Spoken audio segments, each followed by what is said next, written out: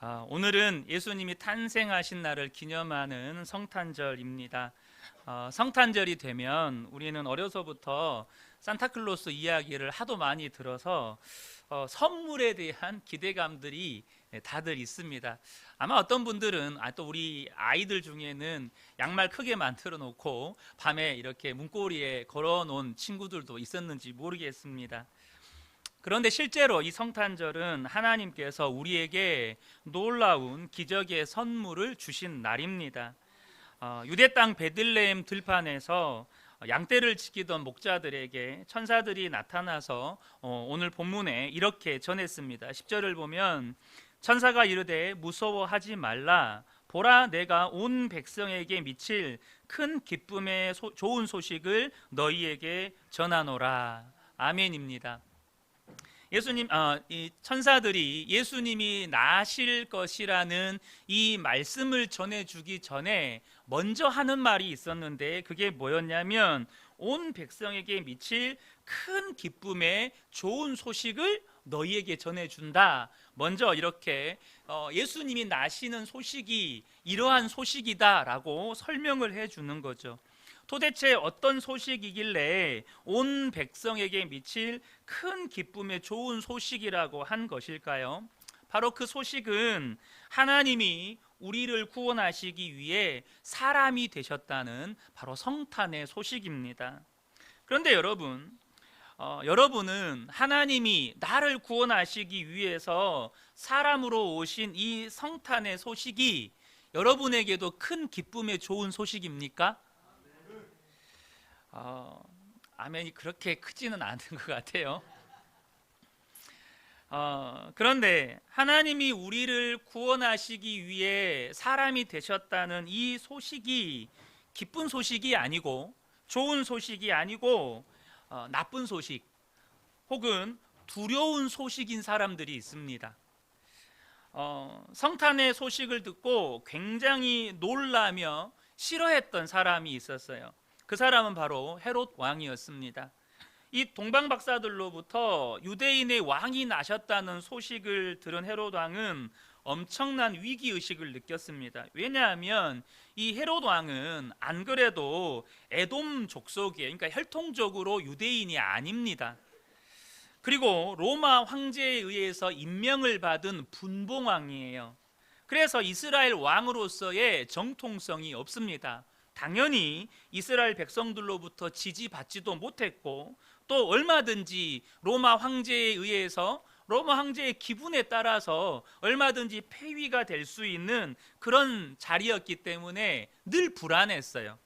그런데 갑자기 동방 박사들로부터 유대인의 왕이 태어났다는 소식을 듣게 된 거예요. 자기도 모르는. 이게 사실이라면 자기는 더 이상 왕이 될 수 없는 거예요. 그래서 그는 어떻게 하든지 이 왕의 자리를 지키고 싶었습니다. 그래서 그가 한 일이 무엇입니까? 마태복음 2장 16절을 보면 이에 헤롯이 박사들에게 속은 줄 알고 심히 노하여 사람을 보내어 베들레헴과 그 모든 지경 안에 있는 사내 아이를 박사들에게 자세히 알아본 그때를 기준으로 하여 2살부터 그 아래로 다 죽였다라고 말씀합니다. 박사들로부터 알아본 그때를 기준으로 2살까지의 사내 아이를 다 죽여버렸어요. 이유는 무엇이었습니까? 자기가 계속 왕이 되고 싶은 거예요. 그런데 자기가 계속 왕이 되려면 뭐가 전제되어야 합니까? 예수님이 안 계셔야 되는 거예요. 유대인의 왕으로 태어난 그분이 죽어야 되는 거예요. 자기가 계속 왕처럼 살고 싶은 사람들에게 성탄의 소식은 기쁜 소식이 아니고 기분 나쁜 소식이고 두려운 소식이에요. 사실 이 시대의 많은 사람들이 예수님이 왕이 되는 것을 원하지 않습니다. 로마서 1장 28절을 보면 또한 그들이 마음에 하나님 두기를 싫어하며 하나님께서 그들을 그 상실한 마음대로 내버려 두사 합당하지 못한 일을 하게 하셨다라고 말씀하십니다. 마음에 하나님 두기를 싫어해요. 다시 말하면 내 마음에 내가 아니라 예수님이 왕이 되는 것이 싫다는 것입니다. 내가 왕이 되어서 내 마음대로 하면서 살고 싶은데 예수님이 내 마음의 왕이 되면 내가 왕이 될 수 없어요. 내 마음대로 하면서 살 수가 없는 것입니다. 내가 가고 싶은 거 가고, 내가 하고 싶은 거 하고, 내가 먹고 싶은 거 먹고, 내가 만나고 싶은 사람 만나고, 내가 누리고 즐기고 싶은 거 마음대로 하고 싶은데 예수님이 왕이 되면 그걸 못하는 거예요. 그런 사람들에게 성탄절은 왕이 탄생한 날이 아니고 그저 산타클로스 할아버지가 선물 주는 날로만 그냥 마음껏 즐기고 노는 축제의 날인 거예요. 거기에 예수님은 없는 거죠. 그래서 하나님도 그 상실한 마음대로 뭘 상실했다는 말일까요? 마음에서 왕을 상실해 버렸어요. 마음에서 생명을 상실해 버렸어요. 생명을 상실한 그 마음, 왕을 상실한 그 마음대로 그냥 내버려 두신 거예요. 왕이 없으니 어때요? 자기 마음대로 사는 거예요. 그리고 인생을 방황하다가 죽음으로 끝을 내는 거죠. 문제는 방금 설명드렸던 이분들은 직접적으로는 예수님을 안 믿는 사람들을 이야기하는 겁니다. 근데 문제는 뭐냐? 예수를 믿는다고 하면서도 이 성탄이 별로 기쁨의 좋은 소식이 아니신 분들이 의외로 많아요. 이 성탄이 큰 기쁨의 좋은 소식이 아니신 분들도 많아요, 여러분. 분명 천사는 큰 기쁨의 좋은 소식이라고 했는데 하나님을 믿기는 하지만 성탄절이 별로 나에게 큰 기쁨의 좋은 소식이 아닌 거죠. 하나님이 사람이 되셨다는 것 가지고는 별로 기쁘지 않아요. 그래서 여러분, 성탄절이 여러분에게 큰 기쁨의 좋은 소식이 되려면 하나님이 사람이 되셨다 이것뿐만 아니라 사람이 되신 예수님이 내 마음에 오셨다, 내 마음에 임하셨다, 이것을 분명하게 믿어야 되는 거예요. 사람으로 오신 예수님이 2000년 전에 역사적인 사건으로 끝나면 그건 나와 아무런 상관이 없습니다. 그러나 사람으로 오신 예수님이 내 마음의 왕이 되셨고 내 마음의 주님이 되셨고 내 마음의 생명이 되시면 여러분, 예수님이 탄생하신 이 날은 큰 기쁨의 날이 되는 것입니다. 만약 오늘 이 예배에 대한민국 국민이라면 누구나 다 알고 또 좋아하고 심지어 존경하기까지 하는 그분, 혹시 여러분 안에는 딱 이런 분 하면 생각나는 분 계십니까? 그분이 지금 오늘 우리 그은혜 교회에서 성탄 예배를 함께 드린다. 얼마나 좋겠어요. 뭐 예를 들면 세계적으로 뭐 유명한 뭐 가수라든지 혹은 뭐 영화 배우라든지 뭐 그런 분이 오늘 우리 그은혜 교회 와가지고 갑자기 여기 앉아서 예배를 드리는 거예요. 야, 우리 교회 올 성탄절 예배 때 그 할리우드에 진출한 그 영화 배우가 함께 예배 드렸다고. 여러분, 얼마나 여러분들 친구들이랑 밥 먹으면서 자랑 한번 하지 않겠습니까? 근데 그 유명하고 존경하는 그분이 예배를 드린 것만이 아니고 이 예배를 끝나고 우리 집에 와서 같이 밥을 먹어요. 야, 이거는 가문의 영광이죠. 그래서 식사 자리 셀카 한번 찍어놓고 그거 대대로 남겨두면서 내가 이분하고 밥도 같이 먹었다고 여러분 자랑할 만한 이야기 아닙니까? 그런데 거기서 끝나지 않고 그분이 내 아버지예요. 그분이 내 아버지. 나랑 같이 살고 그 대한민국 모든 국민이 좋아하고 존경하는 그분이 내 아버지예요.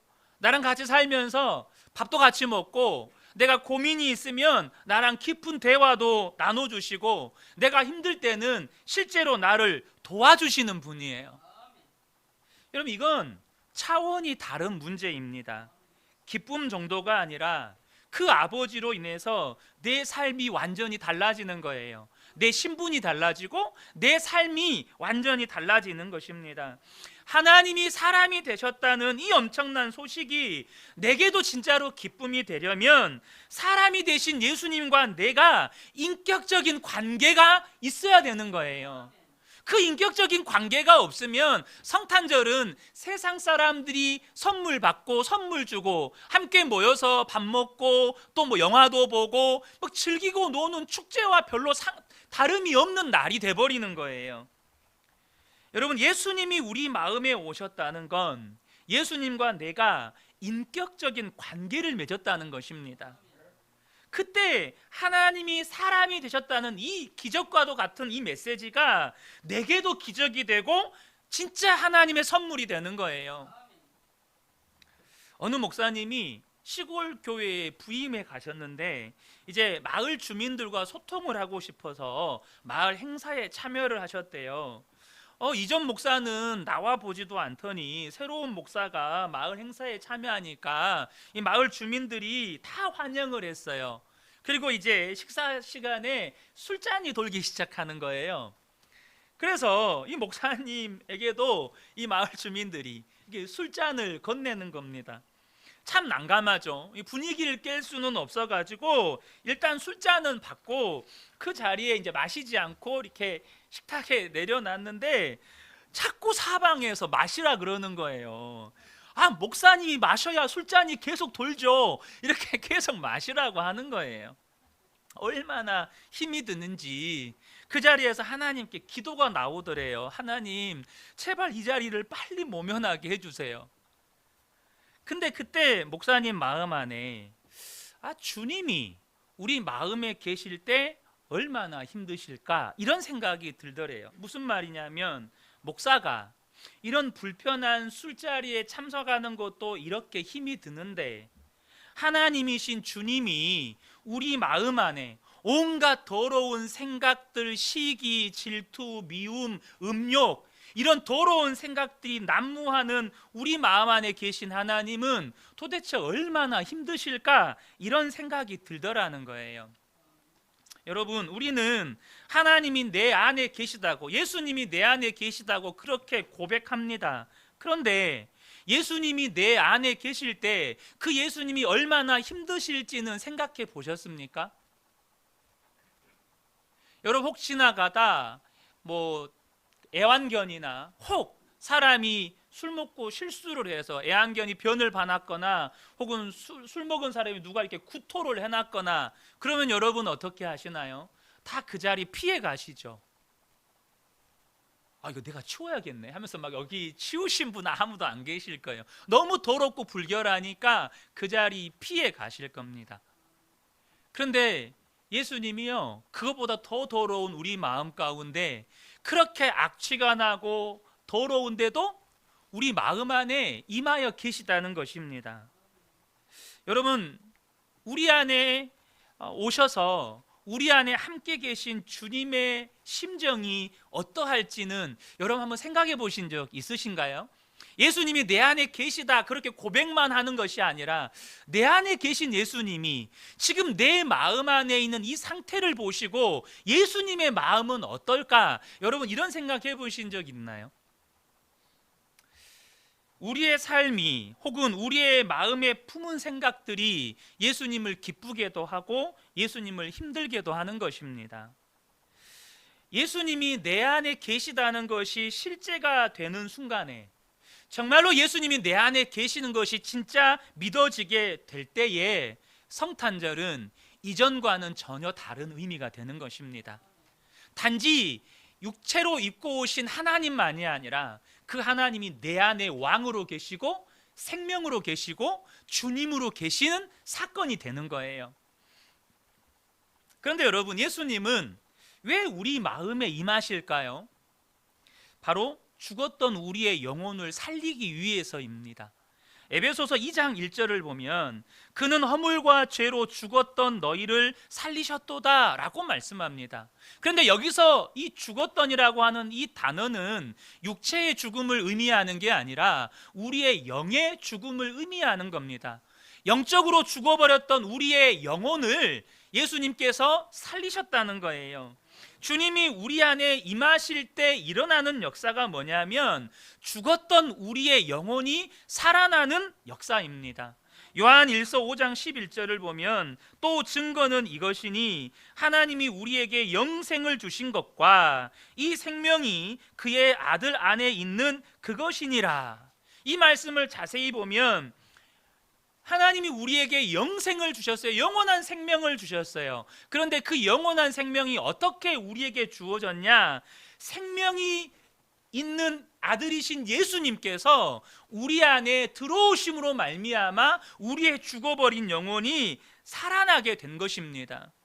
예수님이 우리 안에 임하신 것은 이전에는 내가 왕이었고 내가 주인이었어요. 그래서 내 마음대로 하고 내가 하고 싶은 것 하고 살았어요. 그런데 예수님께서 내 왕이 되신 거예요. 예수님이 내 생명이 되신 거예요. 그래서 죽었던 우리가 살아나게 된 것입니다. 사랑하는 성도 여러분, 성탄에 우리 주님이 우리에게 주신 축복이 무슨 축복인지를 명확하게 아셔야 합니다. 그것은 바로 생명의 축복입니다. 죽었던 우리의 영혼을 살리신 축복이란 거예요.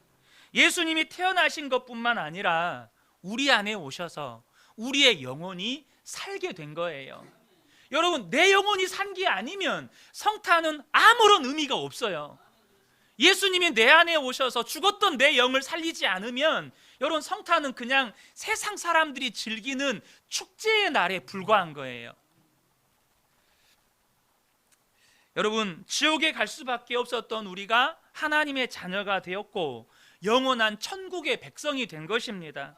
그러므로 여러분, 저와 여러분 이제 죽고 난 다음에 하나님 나라에 들어갈 때 여러분 문답이 있다는 거 아십니까? 천사가 천국문 앞에서 여러분에게 물어볼 거예요. 너는 죄인이냐 의인이냐? 여러분 그때 대답 잘 하셔야 합니다. 저 죄인인 것 같은데요. 그러면 큰일 나는 거예요. 그래? 그럼 넌 바로 지옥. 이렇게 되는 거예요. 여러분 여기서 헷갈리거나 머뭇거리시면 안 돼요. 너 의인이냐 죄인이냐 라고 물어볼 때 즉각적인 대답이 나와야 됩니다. 뭐라고 대답이 나와야 돼요? 저는 의인입니다. 이렇게 즉각적인 대답이 나와야 돼요. 근데 여러분 그때 천사가 또 물어본다는 거 아세요? 천사가 네가 의인이란 증거가 뭐냐? 이렇게 물어볼 거예요. 또 그때 이제 막 일기장 뒤져가면서 제가 언제 누구를 좀 도와주기도 했고 엄마 아빠 말도 잘 들었고 이렇게 열심히 살았고 뭐 이런 이야기하면 큰일 나는 거예요. 여러분 천사가 여러분보다 훨씬 기억력이 좋아요. 그래서 여러분이 아무리 뭐 좋은 일하고 착한 일하고 다 그거 했다고 말해도 천사는 여러분의 마음속에 무슨 생각했는가까지 다 알아요. 그렇게 하면서도 마음속에서는 시기하고 있고 질투하고 있고 막 음욕을 품고 또 그렇게 선하게 살려고 했지만 그 마음속에서는 다른 사람에게 막 인정받으려고 다른 사람들에게 칭찬받으려고 했던 그 악한 동기조차 천사는 다 드러내요. 그러니 내가 이렇게 잘 살았습니다. 그렇게 이야기하면 큰일 나는 거예요. 그러면 여러분 어떻게 대답해야 합니까? 저와 여러분이 이 부분에서 명확하게 대답하셔야 합니다. 저는 죄인이었지만 예수님과 함께 십자가에 죽었고 이제는 예수님의 생명으로 사는 자가 되었습니다. 예수님이 나의 생명이시니 예수님이 나의 왕이시니 예수님이 나의 주님이시니 저는 의인입니다. 여러분 이렇게 대답하셔야 되는 거예요. 그렇게 대답해야 여러분 천사가 하나님의 나라로 인도하는 것입니다. 여러분 이거 외우려고 하시면 안 돼요. 이거 외워서 대답하시려고 하면 절대 안 됩니다. 저거 노트에 기록해내야 되는데 내가 깜빡했다. 오늘 설교 나중에 다시 한번 돌려보고 이 부분 꼭 기록해놨다가 내가 외워서 꼭 대답해야지. 여러분 제가요 신앙생활 한 지가 벌써 이제 40년 다 돼 갑니다. 그런데 어려서부터 우리 학습 세례 받을 때 주기도문 다 외우라고 하잖아요. 저 10계명까지 다 외웠거든요. 근데 이 앞에 올라오면요 주기도문 사도신경이 생각이 안 나요.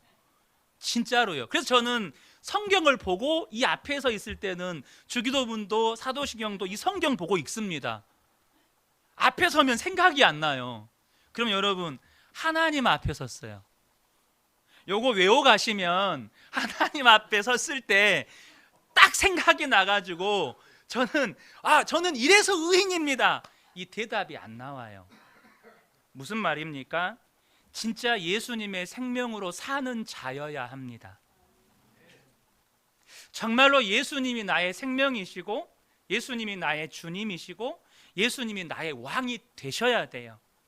그래야 하나님 앞에 섰을 때 이게 주저하지 않고 그 대답이 나오는 거예요. 왜요? 내가 살았던 모든 삶이 예수님이 나의 생명이셨고 나의 주님이셨고 나의 왕이셨기 때문에. 그래서 여러분, 정말로 예수님이 나의 생명이 되셨다면, 예수님이 정말로 내 안에 오셨다면 그게 사실이어야 돼요. 그게 삶이어야 합니다. 예수님의 생명으로 사는 자여야 합니다.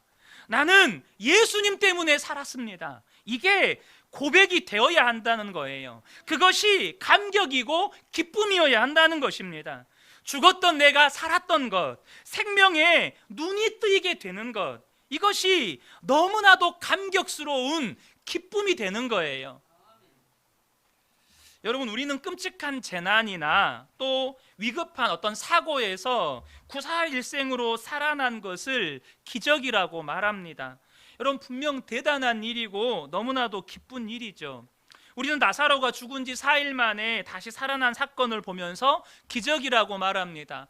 그 동생들인 마르다와 마리아는 너무나도 기쁘고 즐거워했습니다. 그런데 여러분, 나사로의 입장은 한번 생각해 보셨습니까? 나사로도 다시 살아난 것이 기쁘고 즐거웠을까요? 예수님과 함께 천국에 있다가 다시 이 땅으로 끌려 내려왔는데 나사로에게 그게 기쁨이었을까요? 여러분, 부활한 나사로도요 다시 죽습니다. 만약에 우리의 인생이요 죽는 것으로, 우리의 육체가 죽는 것으로 끝이 나버린다면 부활의 기적도 단지 몇 년 더 사는 것 이상의 의미가 없어요. 그렇지 않습니까? 나사로의 입장에서는 한 번 죽을 거 2번 죽는 거예요. 왜 한 번만 죽이시지 2번씩이나 죽이실까, 이런 생각이 드는 사건입니다. 중요한 사실은 우리의 생명은 내 심장이 뛰고 호흡을 하는 육신의 생명이 다가 아니라는 것입니다. 여러분, 우리의 생명은 예수님과의 관계예요. 주님이 내 안에 계시고 주님이 내 생명이 되시고, 그래서 날마다 그 주님과 교제하면서 그렇게 사는 그 관계가 여러분 생명의 기쁨이에요. 이 생명의 기쁨은 우리의 육체가 죽어도 영원히 계속되는 것입니다. 예수님과의 관계는 죽어도 영원히 되는 거예요. 그래서 예수님께서 나사로가 죽었을 때 마르다에게 이런 말씀을 하셨어요. 요한복음 11장 25절 26절에 예수께서 이르시되 나는 부활이요 생명이니 나를 믿는 자는 죽어도 살겠고 무릇 살아서 나를 믿는 자는 영원히 죽지 아니하리니 이것을 네가 믿느냐. 나를 믿는 자는 죽어도 산대요. 또 살아서 나를 믿으면 영원히 안 죽는데요. 여러분, 우리가 지금 살아있잖아요. 예수 믿잖아요. 안 죽어요? 우리 다 죽잖아요. 그럼 도대체 이 말씀이 무슨 말일까요? 나를 믿는 자는 죽어도 살고 살아서 나를 믿는 자는 영원히 죽지 않는다. 여기서 이 말씀에서 이야기하고 있는 생명은 육체의 생명이 아닙니다. 바로 예수님과의 관계를 말하는 거예요. 생명이신 예수님과의 관계는 내 육체가 죽었다고 끝나는 게 아니라는 것입니다. 예수님을 믿지 않는 사람들은 육신은 살고 있지만 그는 진정한 생명으로 사는 것이 아니기 때문에 여러분, 육체가 살아도 인생이 답답하고 괴롭고 방황하고 그래서 죽고 싶고 그렇게 사는 거예요. 그건 진짜 생명으로 사는 게 아니기 때문이에요. 생명이신 예수님과 이 관계 속에서, 생명의 관계 속에서 사는 게 아니기 때문입니다. 성경은 분명히 우리에게 세상을 사랑하면 안 된다고 말씀하셨습니다. 그러나 여러분, 세상이 죄악의 소굴이니까 공중권세 잡은 자에 의해서 날로 더욱 악하여져 가니까 우리가 천국만 바라보고 사는 것, 세상은 등지고 오직 천국만 바라보고 사는 것도 성경적인 바른 믿음 아닙니다. 왜요? 하나님은 이 세상을 사랑하셔서 독생자를 주셨습니다. 예수님께서 이 약한 세상을 구원하시려고 하늘 영광 버리셨습니다. 여러분, 하나님의 나라는요, 예수 그리스도가 이 땅에 오심으로 시작이 되었고 지금도 점점점 이루어져 가고 있고 우리 주님이 다시 오실 때 이 땅에 완전하게 임하게 됩니다.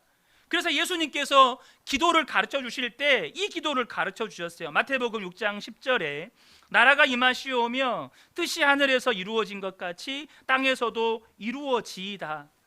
세상은 악하지만 우리가 이 세상에서 살아야 합니다. 이 세상은 우리의 사명지예요. 그러면 이 악한 세상에서 우리가 어떻게 믿음을 지키고 견뎌낼 수 있는 것입니까? 바로 예수님의 생명으로 살아야 되는 거예요. 생명이신 주님과 동행하면서 살아야 되는 것입니다. 주님이 내 안에, 나는 주님 안에 거하는 이 생명의 관계 속에서 살 때 비록 이 세상이 너무나도 악하고 또 말세를 향하여 갈수록 더욱 악하여 가지만 우리가 악해지지 않는 거예요. 우리는 오히려 세상 가운데 빛으로 소금으로 살아내는 것입니다. 그러므로 여러분, 예수님을 믿는 척 하지 마세요. 절대 예수님을 믿는 척 하시면 안 됩니다. 차라리 믿음이 없으면 하나님 앞에 하나님, 나의 믿음 없는 것을 불쌍히 여겨주세요, 이렇게 구하셔야 합니다. 내가 이렇게 믿음이 없습니다. 여러분, 여러분이 예수님을 믿는 것과 예수님을 믿는 척하는 건 완전히 달라요. 여러분의 가족들이 알고, 여러분의 배우자가 알고, 자녀들이 알고, 직장 동료들이 알고, 친구들이 알아요. 믿는 척하는지 진짜 믿는지 속일 수가 없습니다. 그래서 여러분, 우리가 주님을 바라보며 사는 것이 얼마나 중요한지 몰라요. 왜요? 주님을 바라보고 사는 것이 예수님의 생명, 곧 예수님과 친밀한 인격적인 관계 속에서 사는 것이기 때문입니다. 정말 저와 여러분이 예수님의 생명으로 살 때 어떤 환경과 처지를 만나더라도 그는 여전히 기쁘고 행복합니다. 얼마 전에 우리 미래세대 아이들이 막 찬양 연습하면서 무화과 나뭇잎이 마르고 포도 열매가 없어도, 이 찬양을 막 부르는 것 같아요. 그래서 저희 아이들도 막 이 찬양을 막 부르더라고요. 그래서 제가 우리 아이들한테 그 이야기를 해줬어요. 야, 그 찬양이 얼마나 엄청난 믿음의 고백인지 아냐? 그거 절대 보통 믿음 가지고 부를 수 없는 찬양이다. 우리는 흔히 찬양 중에서 레크레이션 같은 찬양으로 많이 부르는 곡 중에 하나가 무화과 나뭇잎이 마르고, 이 찬양이거든요. 여러분, 그 가사 잘 한번 음미해 보세요. 아무것도 없어요. 아무것도, 진짜 아무것도 없어요. 근데 그 찬양의 믿음의 고백이 뭐죠? 난 여호와로 즐거워하리. 난 여호와로 즐거워하리. 난 구원의 하나님으로 인해 기뻐하리라. 오직 예수님 한 분만으로 내가 기뻐하겠습니다. 여러분, 이게 보통 찬양의 고백이 아니에요. 그런데 정말로 예수님이 나의 생명이 되시면, 정말로 예수님과 인격적인 그 관계 가운데 살면 예수님이 앞장서시고 나는 그 주님을 따라가는 것이니까 어떤 처지와 형편 속에서도 기쁨이 되는 거예요. 감사가 나오고 찬송이 나는 것입니다. 아침에 눈을 뜨면 생명을 주신 주님께 감사하고, 오늘 하루도 주님이 나를 어떻게 인도하실까 기대가 되고, 주님은 또 어떻게 오늘 하루 하나님의 뜻을 이루실까, 이 문제는 또 어떻게 풀어가실까, 하나님을 향한 기대감이 있는 것입니다. 이것이 예수님이 생명이 된 사람에게 주어지는 축복입니다. 파티마 알 묻데일이라고 하는 사우디아라비아의 한 자매의 이야기입니다. 2008년 여름 사우디아라비아의 한 도시에서 파티마라는 자매가 친오빠로부터 명예살인을 당했습니다.